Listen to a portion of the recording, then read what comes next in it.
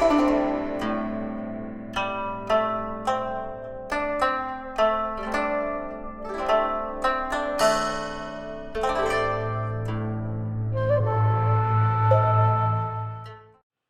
we're going to talk about how to attack a boat behind you while sailing downwind. This mostly occurs on a digital end course in team racing between Mark II and Mark III. This is a really important skill to practice because much of the time a lot of team racing needs to be done on a downwind course, and without practice it's really easy to lose control of your boat while trying to engage someone behind you.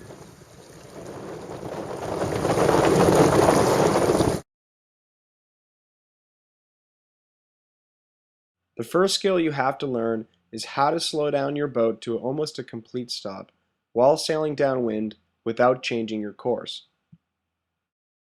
To do this, shown here by Julian and Chanel, the trick is to over-trim your main all the way as much as you can possibly get it in, and then luff your jib completely.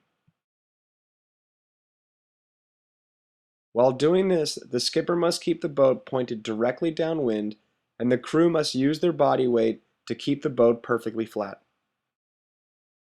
You will know that you're pointed low enough when the mainsail starts to flap a little bit back and forth between the two jibes.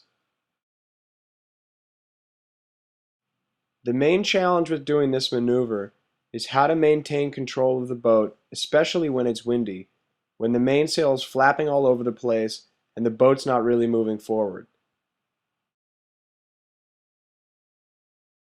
There's two tips that'll help you maintain control of your boat. The first is absolutely never ever ever let go of the main sheet.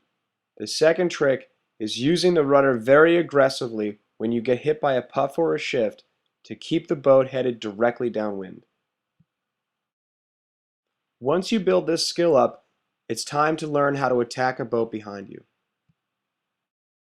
Three tips that I find really helpful are: 1. To always maintain starboard advantage as the attacking boat. 2. Always position your boat slightly ahead and inside of the boat that you're trying to attack. And 3. Really work hard to try to anticipate what the boat you're attacking is going to do next. Here, Julian in boat 7 shows us an optimal setup. He's over-trimmed his main, he's luffed his jib, he's slightly ahead and slightly inside the boat he's trying to attack. From this position, he can slow down almost to a complete stop and has a variety of options of how he can now attack boat number 4. The first scenario is if the boat behind decides to go up above the boat that's slowing down. Here, Chanel goes above, and in response, I turn my tiller, let out my mainsail, and head her up all the way up to close hauled. This is a really effective way to slow her down, and when I come out of the maneuver, I still have starboard advantage and can reset and do it again. The second scenario is if the trailing boat decides to go low and inside.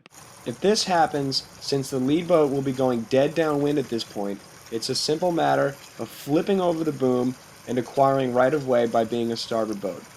Once you do this though, you must make sure that you give the other boat room to keep clear. Another little tip: at this point, once you're heading them up on starboard tack, at some point they're going to break the overlap. When this happens, it's really important for the attacking boat to peel back down and to jibe back onto port, regain starboard advantage, and reset up the whole maneuver. This is the cycle that you will repeat the entire downwind leg. Once you get this maneuver down, you basically keep doing it constantly over and over and over again while you're sailing downwind. Here Bobby sets up the initial maneuver, attacking JP. JP goes above, Bobby heads him up. JP then goes down, Bobby stalls out, gets onto starboard, and hooks him up. JP breaks the overlap, and then Bobby cycles back down to regain starboard advantage and starts the whole process over again.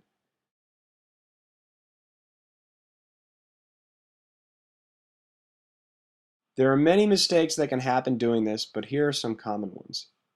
The first is a simple getting rolled. In this sequence, Julian in boat 7 initiates the maneuver, but at the same time also burns all of his speed and sails into a hole. Chanel in boat 4 comes in with speed, jibes, and immediately rolls him. Avoid this by building your speed up at the last second and anticipating their jibe. By far the most common mistake is losing starboard tack advantage. In this sequence, JP initially does a good job in sail number 2, setting up the maneuver, but Bobby, in sail number 7, does a better job throwing JP a little pump fake, breaking inside, and gaining starboard advantage. JP has lost control of the situation, and now Bobby is in front. In this sequence, Julian in boat 7 has let the boat in 4 sail high and inside around Mark II. This is a recipe for disaster because now boat 4 can come down, jibe, and sail very low on starboard tack, causing all sorts of problems for Julian to try to attack. Because he let her sail early high and inside, Julian now is in a fouling position. To avoid this, you must set up high and inside all the time. The last and easiest to fix mistake is losing control of your boat coming out of the dead downwind position. Here, JP in sail number 2 is doing a great job attacking Bobby in sail number 7. The only problem is at this point right here, once he gets him hooked, he blows the jibe and Bobby sails right by. Practice makes perfect to avoid this type of thing, and it's pretty easy to practice since it only requires one boat. The end goal of learning this maneuver is having the ability to link up your downwind attack with mark traps at Mark II and Mark III. In this final exchange between me and Chanel, I'm attacking downwind and I take it all the way up until I reach the 2-boat length circle of mark number 3. At this point, I'm able to transition directly into a mark trap and continue making Chanel go very, very slowly. With enough practice, you should be able to maintain this level of attack all the way around the race course from the start all the way to the finish line.